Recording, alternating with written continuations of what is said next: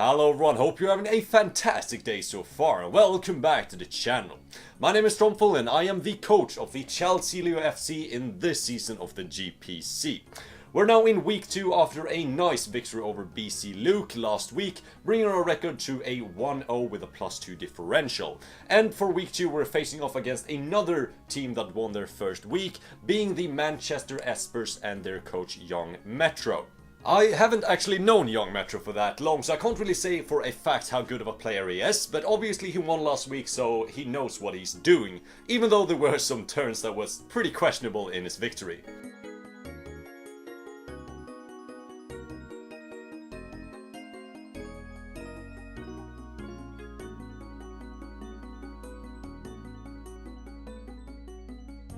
I am of course kidding. I think Metro is a really talented player and a really good guy in general. But before we go into the matchup, I just want to shout out my front office, being Isaac and Oscar, helping me build this team. So without all being said, let's jump right into the team matchup versus the Manchester Espurrs. Alright, so here we have the matchup for our second opponent of the season, and the annoying thing is that I think the matchup is super even. I can't really say for a fact whether I or him has the advantage here. I do have some threatening Pokemon against his team and some walls that he has trouble breaking through, but he has also some threatening things against my team and some really big walls that I am not going to be able to break through easily. Mainly being Rotom, Heat, the Bronzor and the Mega Venusaur. Mega Venusaur just shutting down so many of my members, being like Sneasel, Jolteon, even my Fire type. That's not supposed to happen. My Fire type is supposed to be able to beat a Grass type, but not in this case. And then we have Cobalion just cannot do anything against the Venusaur. My main way of dealing with the Venusaur is of course the Tornadus, but Tornadus cannot deal with the Rotom Heat, so that's most likely gonna come, just to check that. And then we have the Bronzong just instantly shutting down my Mega Diancie. I cannot touch that thing, so the Wall Core of Rotom Heat, Bronzong and Mega Venusaur is definitely gonna come. Now, the good thing here is that his offense, being mainly Infernape, Crocodile, Mimikyu and Starmie, potentially Swallow as well, is kind of passive. Yes, Infernape is threatening against most teams because it's so versatile, but if you take a look at his stats or do some damage calcs with it, it actually doesn't hit too hard. The Crocodile is a very big threat, especially if it is a Choice Scarf set, which I think is really likely. But as long as I keep it from getting a Moxie boost or I have my defensive checks very healthy, I should be able to deal with it relatively well. Mimikyu is very weak, actually, I don't really think that, but it does only have 90 base attack and it requires a Sword Stance to do any sort of damage, and if I can keep that from happening or put on a lot of offensive pressure, which makes it not be able to get up a Sword Stance, it's not going to be a threat against my team. Offensive Starmie can be a big nuisance to my team because, you know, I do have a slight weakness to fast psychic types with coverage. That means that my Sneasel cannot outspeed them, and that means that something like my Vaporeon and Tornadus cannot check them defensively. So that's going to be a big problem. I do have to really put a lot of focus into dealing with the Starmie this week. Also, if I deal with Starmie, I can put up Stealth Rocks and he will have a hard time to get rid of them. I think that kind of wraps up the matchup versus Young Metro, and the main game plan I have to build with is the fact that I don't have to have that much defense to check his offense, and I can mainly focus on my offense to chip down his really fat core. And if I do pick up a kill, one of my offensive threats should just be able to plow through the entire team. But with that all being said, let's jump right into the team that I'm bringing against his team. So kicking off the squad this week is going to be exclamation mark the Wobbuffet, which basically emphasizes, oh shit, you're trapped, you cannot get out of here. And the main objective for this Wobbuffet is to trap either the Bronzong or an offensive Starmie. I have the Safeguard, the Encore, the Destiny Bond and the Mirror Coat. Unfortunately, I couldn't fit on the counter, but I feel like these 4 moves will get the job done.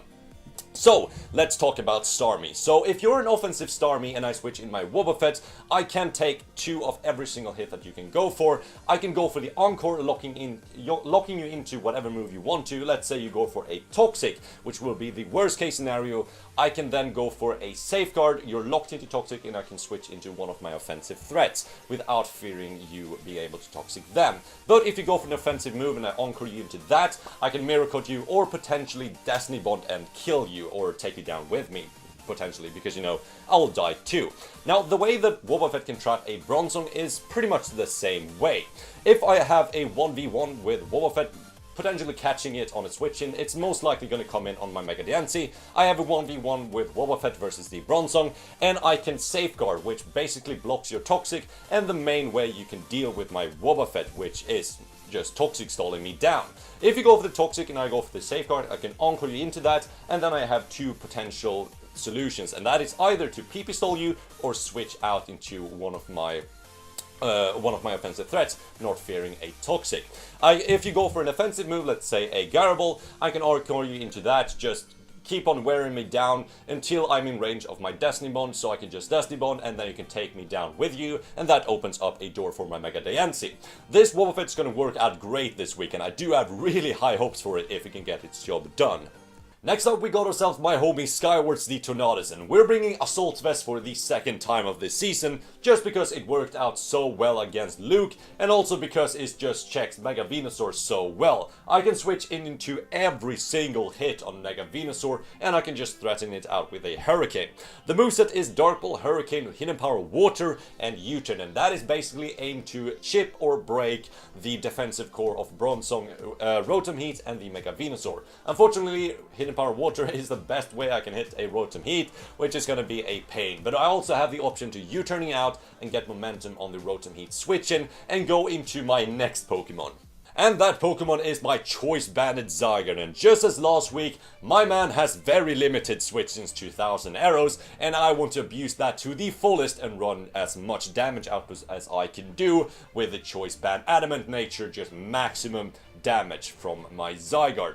Now, the main way he can check a Zygarde is a fully physically defensive Venusaur, but that only has 8 syntheses, and I actually have a chance to 2-hit KO it with Rocks Up, and if I have some chip on it, let's say a U-turn from my Tornadus, or something else on my team, or if I get a burn for example, that Venusaur is going to go down to 1000 arrows. I do also have the extreme speed. I can see myself sweeping late game and picking up some Frailemon such as Swallow, Infernape or Crocodile with the Choice Band extreme speed and just go for like a mini sweep. I also do have the Outrage because Outrage is just a manly move and we're clicking it to just pick up kills. And then last move, I didn't really have a need for some like status or Toxic or something, so I just slapped on Zen Headbutt. Maybe I can get some flinch on the Mega Venusaur. I don't even do more to Mega Venusaur with Zen Headbutt over Outrage, so you know, just because if I have to, I will go for the flinch. And yes, I am a douchebag.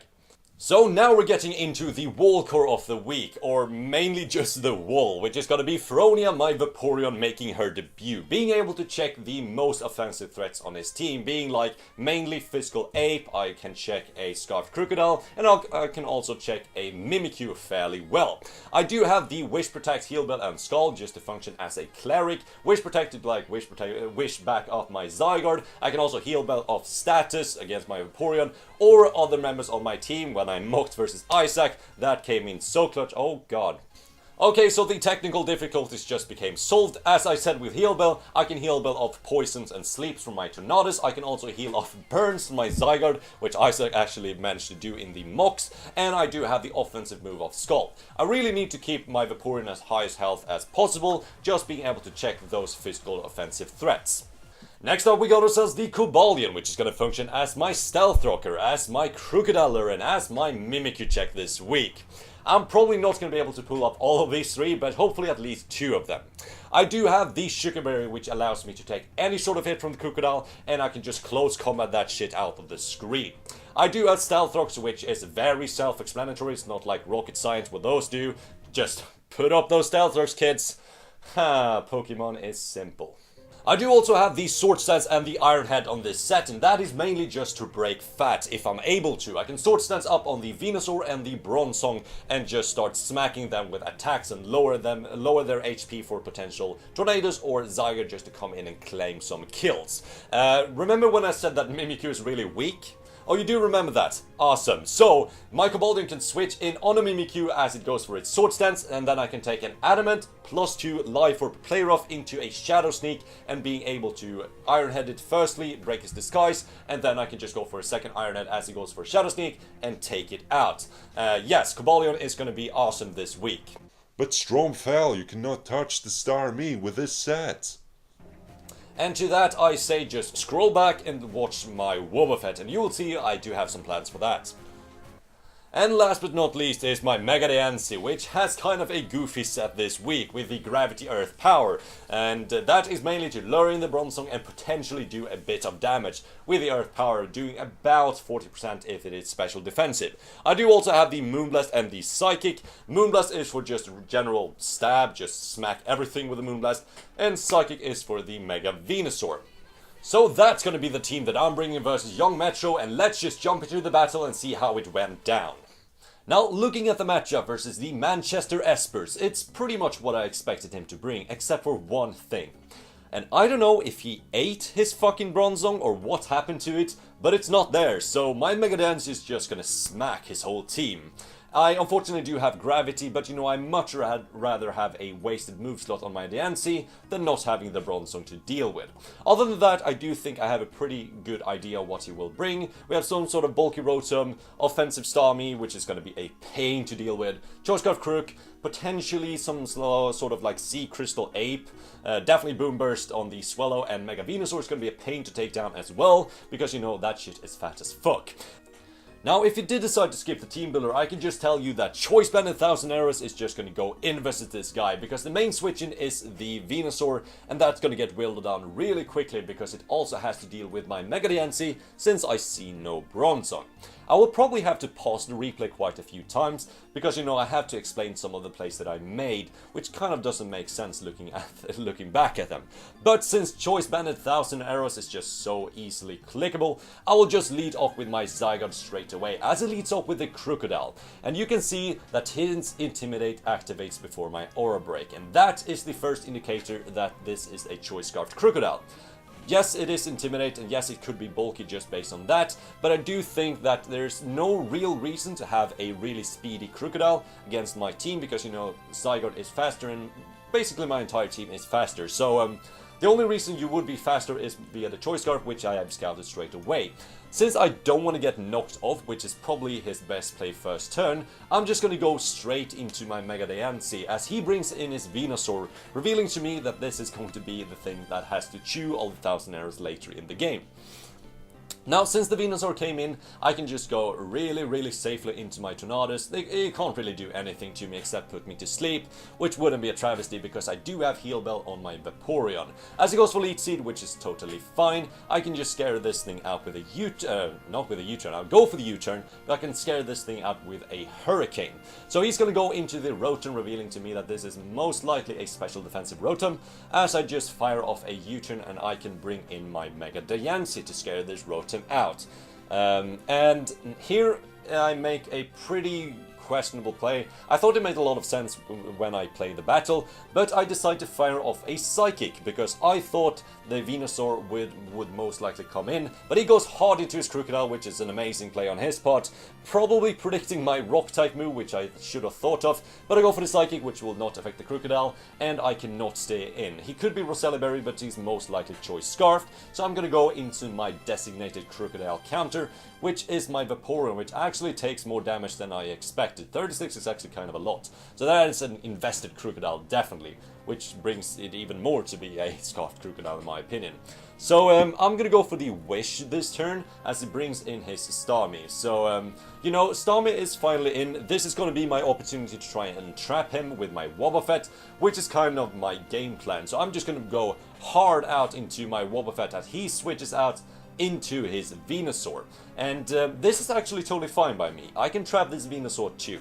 The main thing he can do to me is Leech Seed me, which is why I will go for the Encore right here.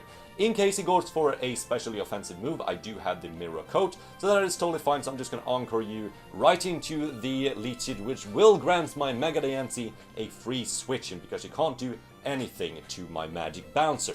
So Venusaur is actually sitting in the shit right now. It's locked into a move which doesn't affect my Mega Diancie, and Mega Diancie can just fire off. I actually do miss a Leech Seed, which is kind of hilarious, not gonna lie. I can just fire off a Moonblast, predict him kind of to switch out into Rotom, but he actually stays in and he goes for a Leech Seed, just trying to stall out the Encore. But I'm actually quite adamant on clicking Moonblast. There's no real reason for me not to go for it, I think. So I'm just staying in, I'm clicking Moonblast. It does 25 or 23 to the Rotom, revealing to me that this is an Assault Vest Rotom, which is good since I don't have to deal with any Will-O-Wisp or Pain Split, which is why I switched straight into my Zygarde, not fearing anything really, just thinking he's gonna Volt Switch, but he actually goes back into the Crocodile, so he's kind of making the same play here, baiting out my Rock type move or my Psychic type move, going into the Crocodile, but I can't of course stay in. I don't want my my Choice Band to get knocked off, so I'm gonna switch right into my Vaporeon as he sets up his Stealth Rocks. And I'm still thinking that this is Choice Scarf Crocodile, believe it or not. So I'm actually gonna pull a double switch right here into my Tornadus, I do believe. Hold on, this was a while back when I battled this. No, I go into my... Oh, I go into my Cobalion, yeah. Because I want to get up my own rocks, because, you know...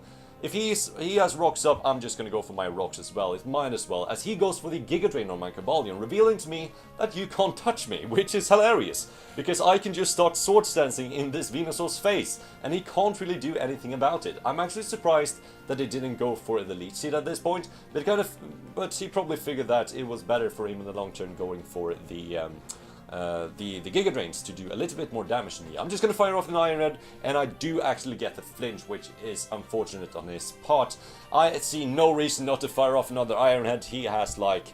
Oh well, he has the Starmie of course, but I can just trap this right after. But this damage actually confuses the hell out of me. There's like no reason why an Iron Head from a +2 Cobalion should do 45%, and you might thinking I'm saying this because I was surprised how little it did. No, I'm actually surprised on how much it did. This Starmie is apparently no HP with a minus defense nature for whatever fucking reason. Maybe he wants to like power up his rapid spins or something. I can't really say. We actually haven't spoken about that even to this day when I'm recording this, but this is awesome for my Cobalion. I can just 2-hit KO this with an Iron Head, which I did not expect to happen, but Cobalion picks up the first kill of the match, just Iron Heading the shit out of a Starmie, which I haven't seen that much. Thunderbolt of course didn't kill me because I do have some HP investments. So now it goes into Crocodile. And this is another play which I have to explain. So I go hard into my Tornadus, predicting the Earthquake, not thinking it was worth sacking off my Cobalion at this point, as he goes for a Crunch, which makes me look like an absolute retard.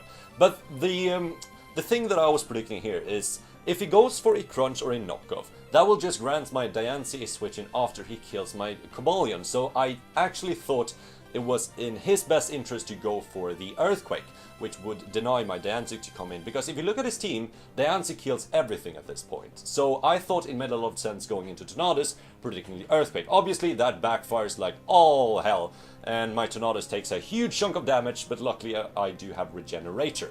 At this point I'm just gonna go hard into my Diancie. I have no reason not to, as he's just gonna stay in and click Crunch again. Now my Diancie is in, and this was the play that I thought he would actually make, and that is to try and go for the Earthquake to prevent this situation. He has no switch into my Diancie, so he has to sack off the Rotom with Stealth Rocks and 2 Moonblast. That will go down from 75% or 73, I don't really remember exactly what the health of the Rotom was. But Moonblast is going to come out, just strike him twice, and down goes the little Rotom, and I am up 6-4, and this is looking quite swell for me. But you know, he has the Scarf Crocodile and he has the Swellow left, and Infernip too, that can be annoying. So it goes into Crocodile. I'm just going to sack off my Cobalion at this point. I don't really see a reason to keep it at this point. It did its job, it put up Stealth Rocks, and it actually 1v1 this Starmie, which is hilarious. So, good night, Crocodile. Good night, Cobalion. You did your job well. So, since he locked himself into the Crunch, I can just go right back into my Diancie and threaten anything at this point. He does make a weird play, and that is he decides to sack off the Infernip, which I thought was really weird, because I haven't revealed my Zygarde set, so Infernip could still be useful, but that shit goes just straight down to my Moonblast, which is awesome, so my Diancie picking up its second kill of the battle. Now in comes the Crocodile again, and I actually do decide to sack off my Diancie, even though it put in a lot of work, and that is because I can't outspeed a Scarf Crocodile, I can't outspeed a Swellow, and I'm in range of a Boom Burst after Rocks, and you know, I can't really 1v1 a Venusaur that well, so I decided to sack it off, but since he locked himself into Earthquake, I can just go into my Tornadus. He has no flying resist left, so he's just gonna stay in, sack off his Crocodile to my Hurricanes. Yes, Hurricanes, I do need 2, but I actually do get the Confusion. He end up killing himself in Confusion, which is kind of hilarious. So Tornadus is actually gaining a like passive kill for that, because he was the one inducing the confusion on the opponent. So here comes the Swallow now, and Swallow is the main thing, or the last thing I actually do have to worry about on his team. So I'm just gonna sack off my Vaporeon. It literally does nothing at this point for me. It was here to check the Crocodile and the Inferno, which had both gone down at this point. So Ferronia is actually a beast. It actually takes the hits, and if I were a little cunt, I could go for the Protect, just to stall out a few more turns of this battle, but I'm not, so I'm just gonna let my Ferronia go down, and at this point I see no counter to my Zygarde, so I can just send that out, tremble the way through the guy's team. He's tried to switch out and save some differential, I guess, by going into the Venusaur. Trying to take the hits, that will not work. I am, of course, choice banned, so I do actually 2-hit KO this Venusaur easily. I was almost close to KOing the Venusaur from after Stealth Rocks, which is unfortunate. But you know, last Pokemon is the Swallow, and the only way he can win now is by critting my Zygarde into critting my Wobbuffet, and basically hoping for me to misclick and not click Mirror Coat. But Zygarde is going to tank that like a boss, and down goes the Swallow, and that will be a 3-0 victory for the Chelsealeo FC versus the Manchester Espurrs, putting us into a 2-0 record, which is awesome. I want to say GG to young Metro. It was a really fun battle, and I highly encourage you to check Metro's. I don't think he has a channel, but if he has, I'll leave that down in the description below. Next up, we're facing off against Isaac, which is gonna be hilarious. I do highly encourage you to check that out. Yeah, that's gonna be it for me. Thank you so much for watching, and I'll see all of you at the same time next week. Goodbye.